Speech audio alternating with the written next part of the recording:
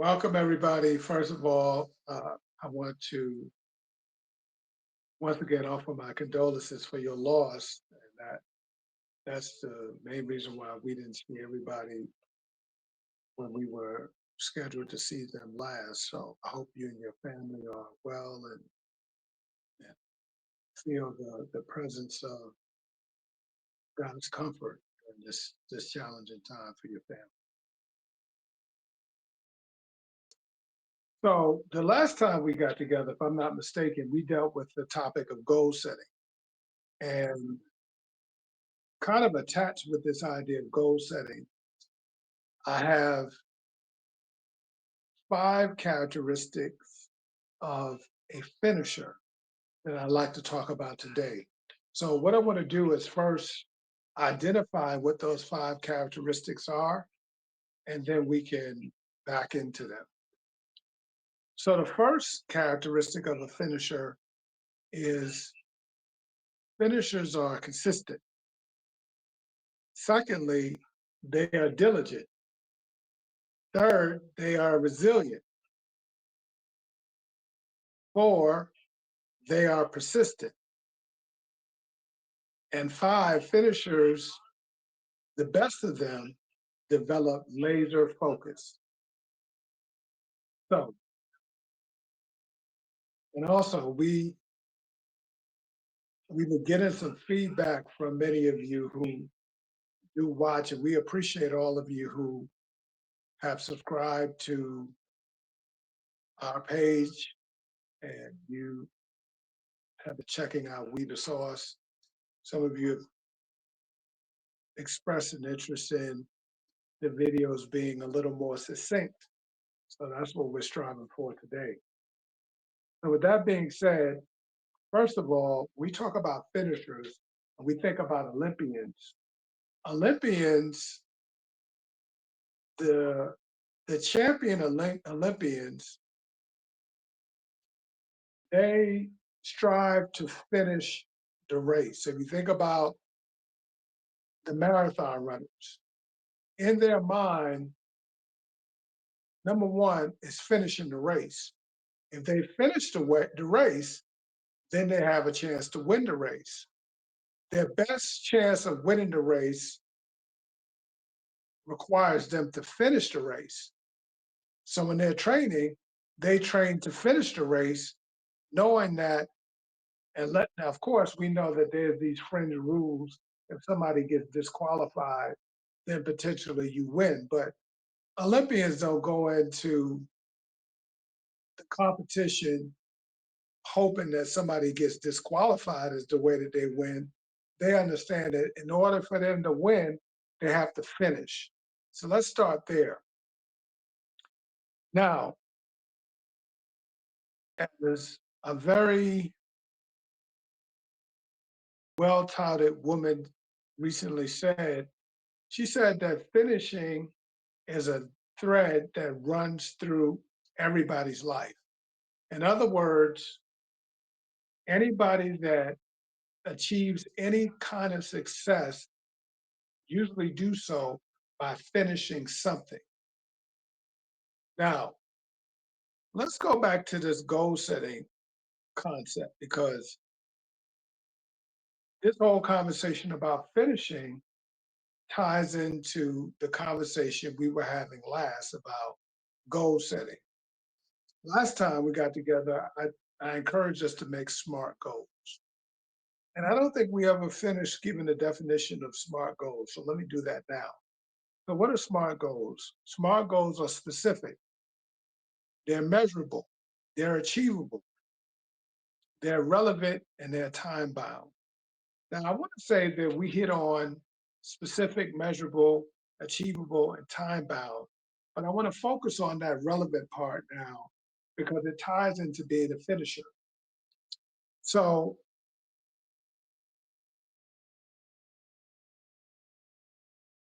if you went to the bus station right now, well, people aren't really taking buses as much as they're taking planes. So, let's say you go to the airport right now and you go to the ticket counter and said, "Sir, I'd like to buy a ticket." the first question that the attendant is going to ask is, where is it that you'd like to go? Because there are thousands of destinations. And if you and I aren't sure where it is that we're going, they could sell you a ticket to anywhere. But once you tell them where it is that you plan to go, then when they print up your ticket, even if you've got multiple stops, they're able to tell you where your final destination is. So, likewise, my first challenge today is a reiteration of something that's come up before. In order to finish, you and I have to get clear on what it is that we're hoping to accomplish. Now, it's helpful that what it is that we're hoping to accomplish attaches to a bigger goal, a purpose. Because sometimes the challenge is that people set goals, but those goals don't necessarily attach themselves to a bigger purpose. For an example, let's say that you had a relative, a godparent, to give you $1,000. Well, if you were looking to start college in 5 days, more than likely that's the reason why your godparent gave you the $1,000. But if you took the $1,000 and went to the clubs and blew it on drinks and food, I promise you that that's probably not why your godparent gave you the grant. And now that you need books, when you call your godparent and say, "Hey, godpappy, I need some money for books."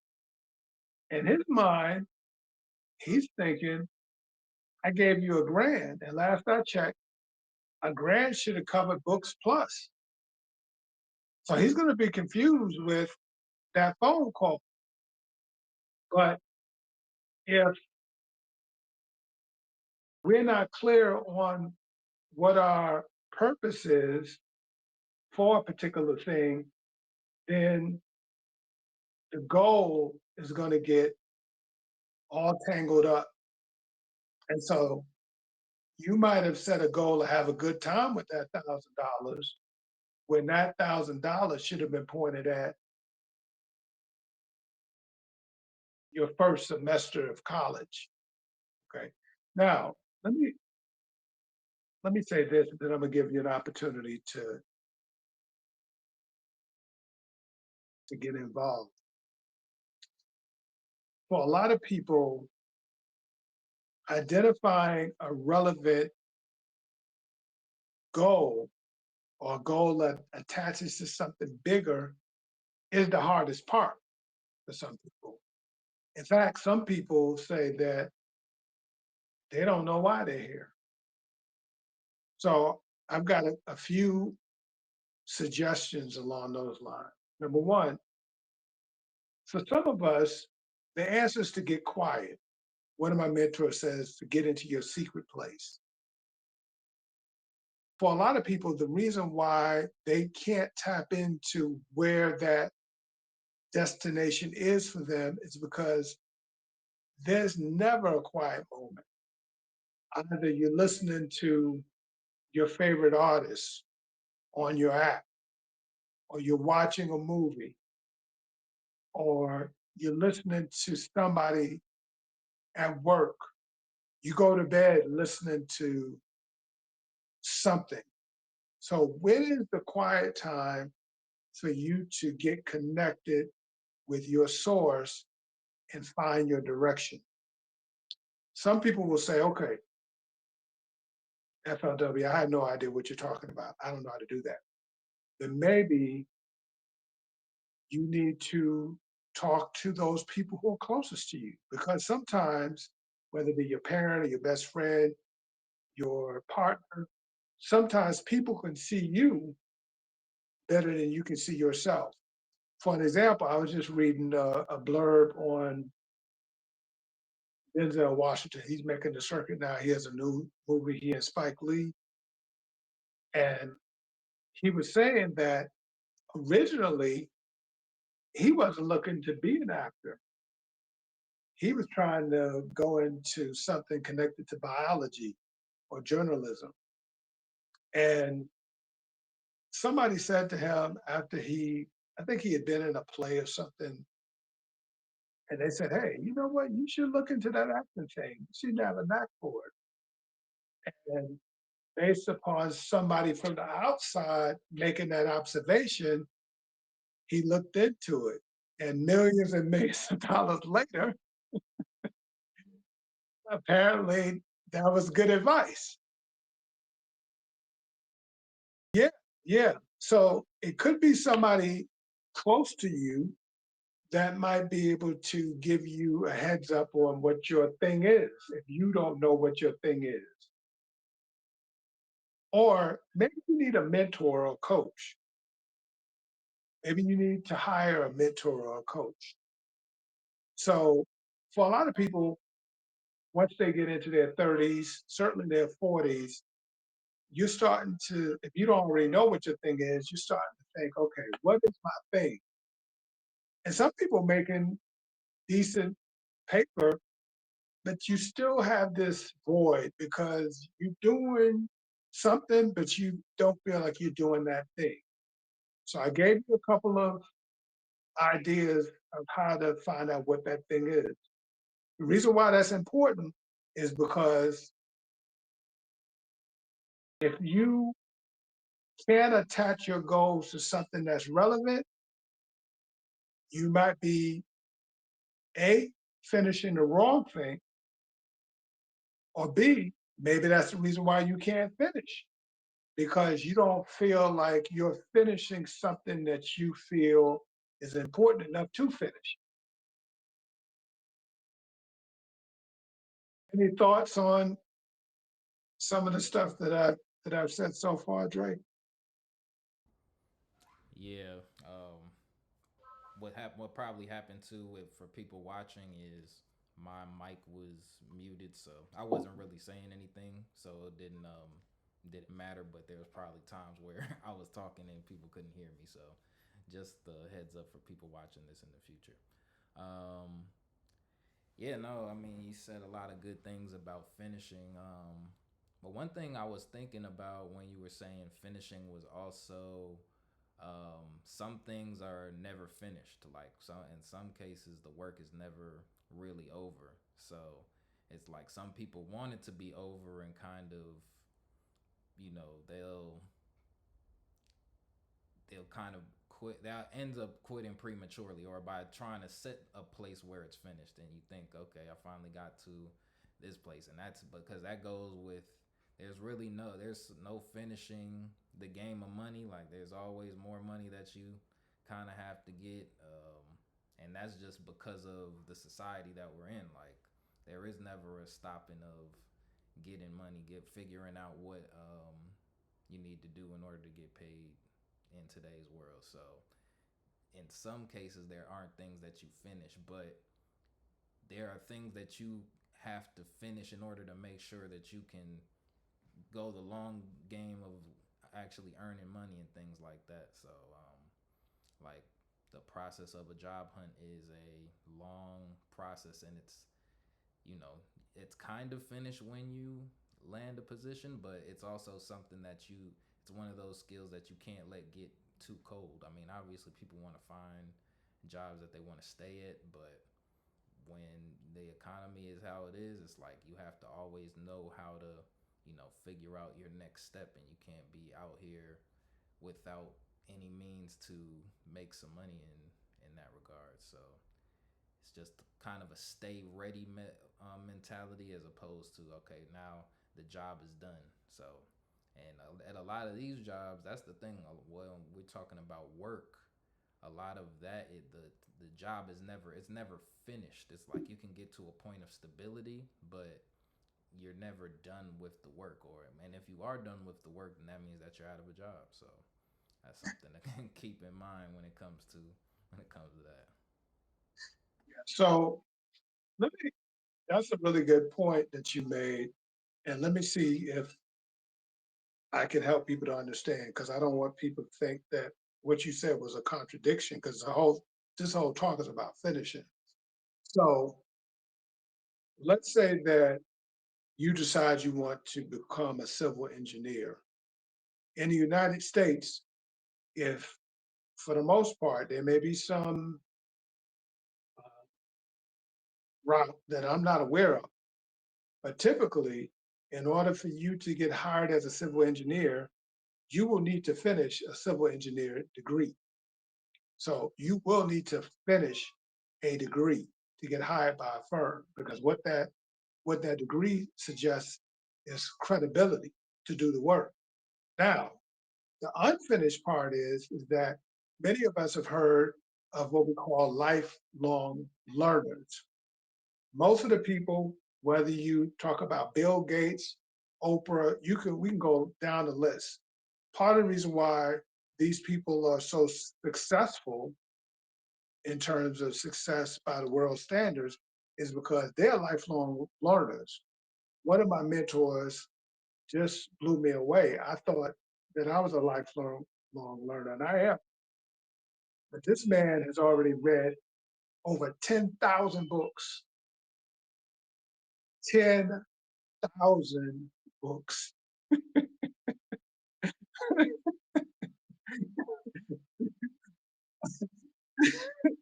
That I'm sorry, Now, I'm talking without thinking. now let me also say that he doesn't read at the same pace as most of us, because some of you know that there are classes you can take to learn how to speed read. So he took those classes, and the time that it would take some of us to read one book, he could speed read it in a matter of a couple of hours. So I also want to add, because some of you just blanked out when I said 10,000, but there's a reason for that.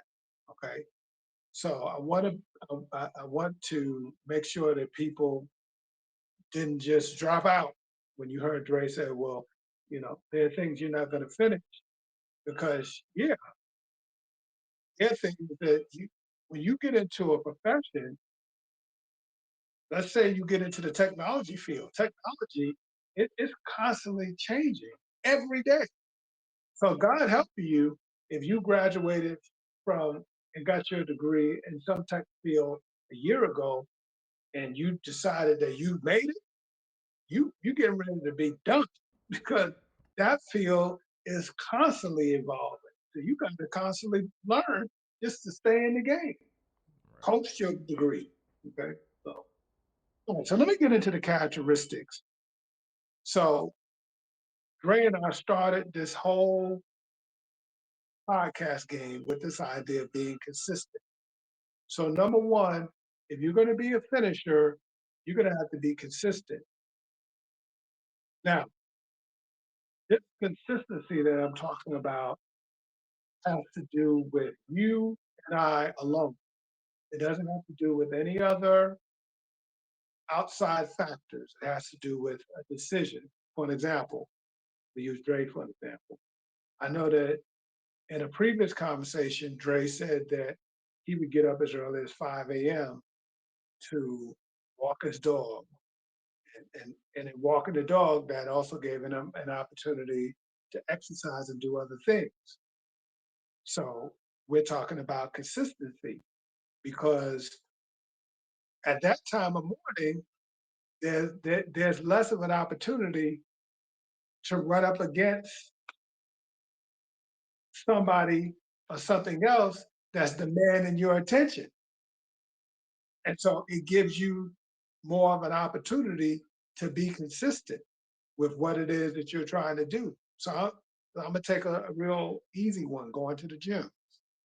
I have a friend of mine for that very reason that gets up and goes to the gym before work. So I'm already helping some people. There's some people who had a goal at the beginning of the year to lose 20 pounds. the person has maybe not lost 20 pounds, but gained 5 pounds since making that goal. It's still not too late because we still got what, 4 more months? So part of the reason why maybe that goal hasn't been accomplished is because in addition to changing your eating habits, you got to move. And you're trying to go to the gym after work and you got 3 kids. And so you're really setting yourself up for failure because anything could jump off if you got 3 kids and you trying to get the gym in after work. But if you figure out how to get to the gym before the kids and everybody get up, then now you increase your opportunity of hitting your goal of being consistent. Now, some people will hear me say the second one, being diligent, and think, isn't that the same thing? They're pretty close. But when I say be diligent, it has to do with not the quantity of or the amount of times one does something, but it has more to do with the way that a person does it. So I want you to think about the approach because, and you know, and I'll let you talk about this a little bit, Dre, because you play sports also. When you do practice, if you, and some coaches would say, if you don't practice the right way, you might as well not practice. In other words, if you go to the gym and you just wander around for 45 minutes or an hour, whatever that time span is, then you're not putting the proper diligence into your practice regimen to get the results you are looking for. So when your coaches ask you, "Hey, how many times you got to the gym this week?" "Oh, coach, I've been to the gym every day this week." So that's consistent. But then what's happening when you get there? Is that diligence towards your craft there to support the consistency? Because you just showing up and wandering around in the gym, you're not gonna the product is not gonna be what you and the coach. It's not gonna be what the coach is thinking should be produced based upon that amount of time in the gym. You want to speak to that, Trey? Yeah, that is 100% right. And I think that's probably the key that a lot of people miss when it does come to um, what you spend a lot of time on. Because I'm also, like I was saying earlier, or how you were talking about how I walk my dog and try to mix in exercise at the same time. So while I am compounding those exercises, that doesn't mean that I'm getting the optimal amount of exercise. Like in that same amount of time, if I was diligently working on a specific body area, then that's different type of working out, or it's a different level of diligence that I'm doing for a particular muscle group or something. So um, and that's how you'll see the difference in your results. So somebody who, in the same amount of time that I'm walking my dog, if somebody's doing like a real workout, then just because we did it for the same amount of time doesn't mean that we got the same type of workout.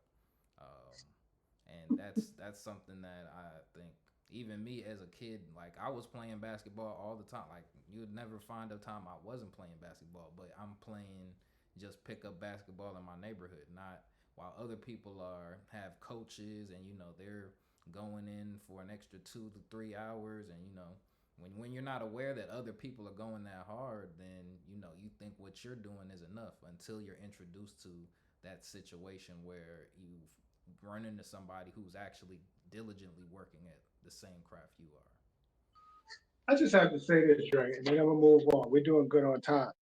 So it's interesting because there are there are a couple of NBA stars who I'm going to name.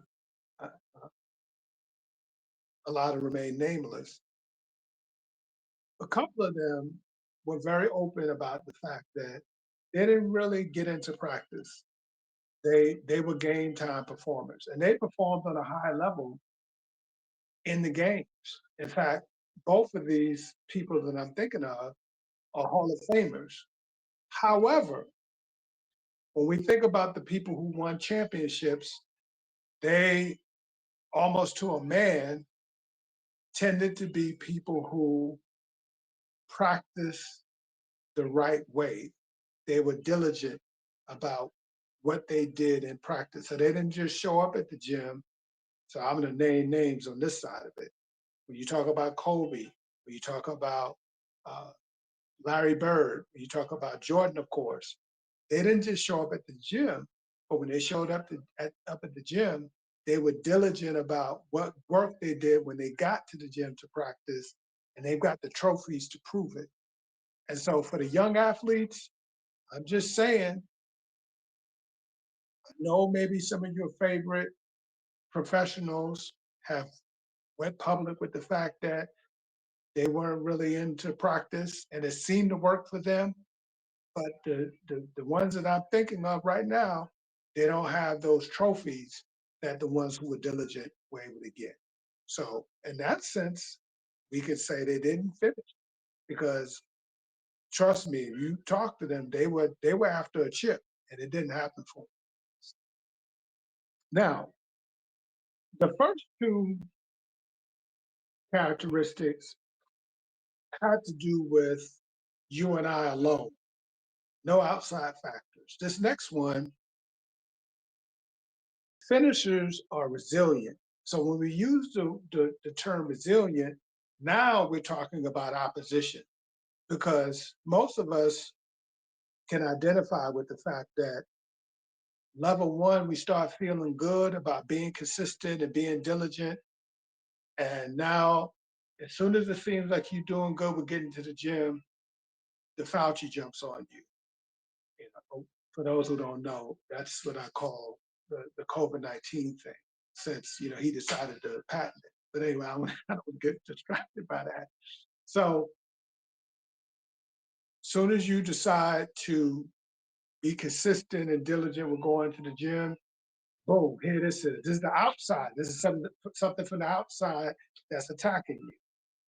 And so now you may not be able to go for a couple of days, but now you have to have the mental toughness as soon as you can get back to get back into the gym. And you might not be going because either A, you can't physically get in there, or B, you don't want to be a super spreader, right? Because you want to be reasonable. Or you may have the car that's been taking you to the gym, all of a sudden your car is acting up. Okay. So resilience says that I'm going to push through the things that's coming at me to try to stop. Okay. Um, Now, resilience has to do with the willingness to push through. Persistence means that I'm going to do everything in my power to keep my consistency and diligence the same despite the resistance that I've been facing. So resilience is more about an attitude. Persistence is saying, okay, my production is not going to drop off because of this resistance that I'm facing. Okay? And this is a mentality that Kobe the, Kobe called it, or they called it, the Mamba mentality. It's a mentality that you have to develop. It's the mentality that people like Michael Phelps, some consider him the greatest Olympian. At least I think he's won the most Olympic gold. Or I don't know why her name always escapes me. Uh, Probably the greatest gymnast of our time, Simone Biles. I don't know why her name tries to escape me. I mean, you're a bad woman when they name the uh, different events in the gymnastic competition after you. You know, you got all these moves aimed after you. You're the boss. Okay. Now, the last one, the best of the finishers develop laser focus. Laser focus. This is crucial because I promise you, once you decide that you've got something that's relevant for you to set as a goal, here come these outside forces. It may be even somebody that you've been trying to holler at for 2 years. Now, all of a sudden, here's this person in your DM.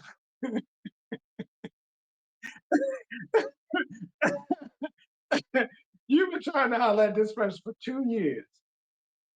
And as soon as you got something that you're trying to lock in on, here's this person in your DM trying to say, hey, you got a decision to make.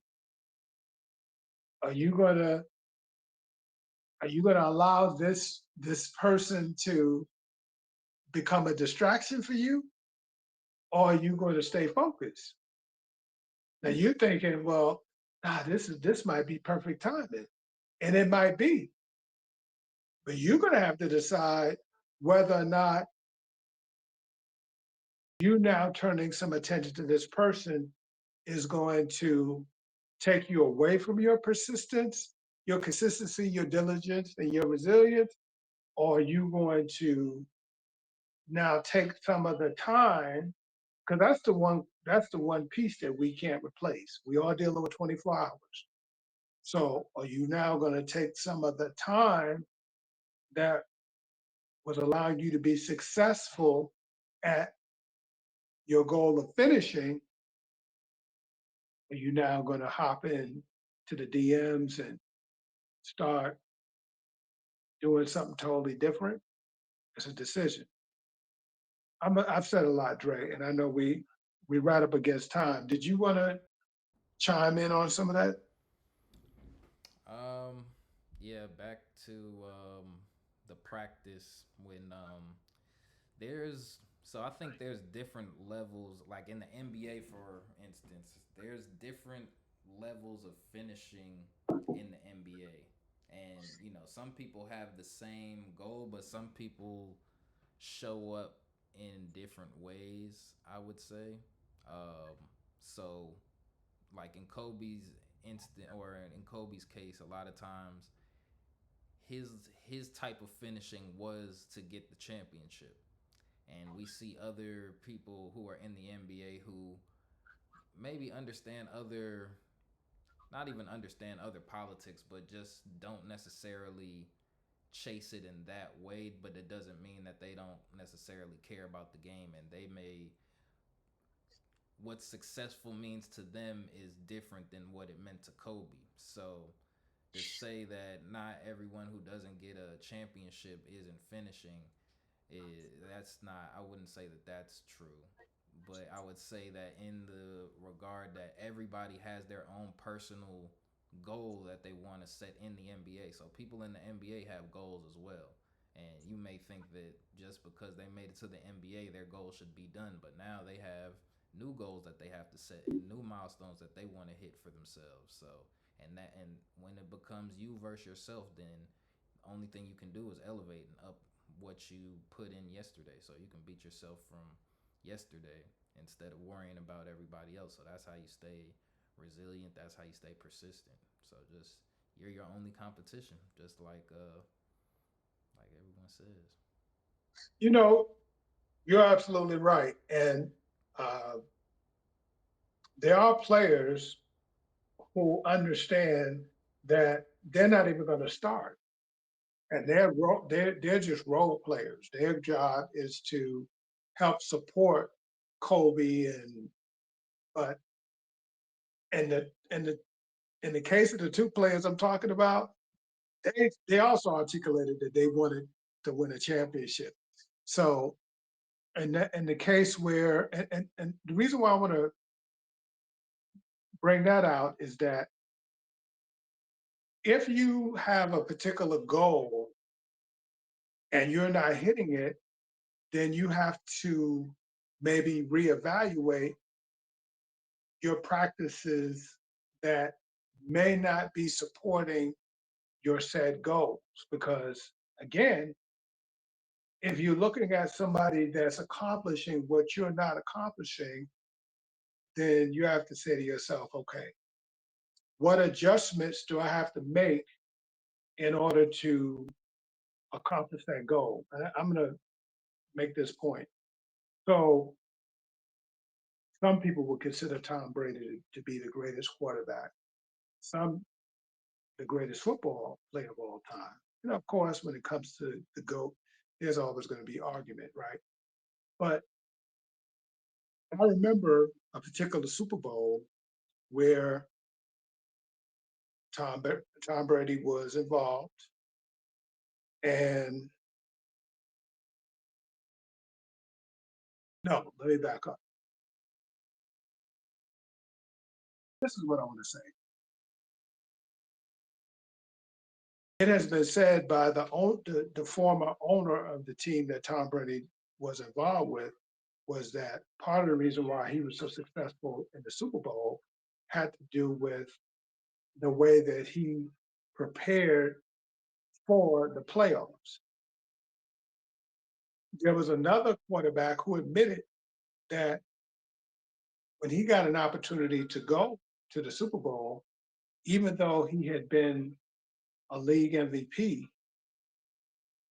he didn't understand that he needed to raise his level of preparation up a notch in order to actually win a Super Bowl.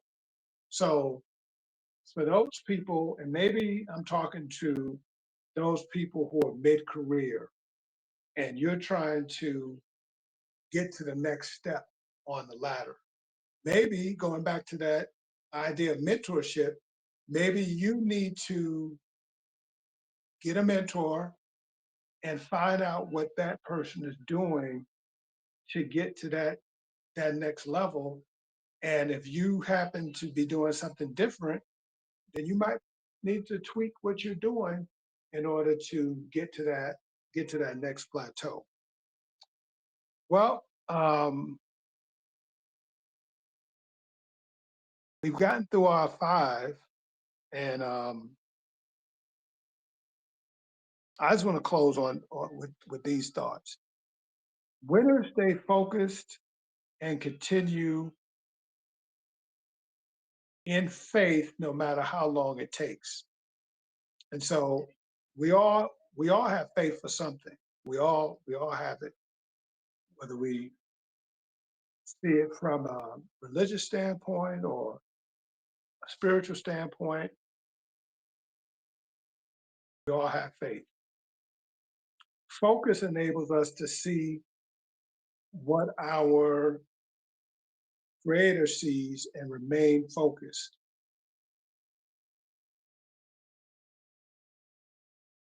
And lastly, I want to challenge us to be vision oriented. Create pictures of what it is that you're trying to accomplish. Again, some people have different feelings about vision boards, but pictures speak a thousand words. And if you can get a picture of where you are at the at your destination, whatever that destination is, then when times get tough, and usually if you have a big goal, you can rest assured times will get tough. That vision will help keep you going. So I hope that helps. And some of us took the charge to set those goals to finish the year out, and hopefully some of those things we said about finishing will help us to get to that next step. Okay, I think that's right around 40 minutes. So we was trying to keep it short today. Um, yeah, we got through all of our points, which is a nice goal that we set and we accomplished it. You see, we finished it. and we did it within our time limit. So see, it's possible, everyone. So I think yeah. So everyone, thank you for joining us tonight. Please remember to like, comment, subscribe. Um, Thank you FLW for the points, and we will see everyone next time.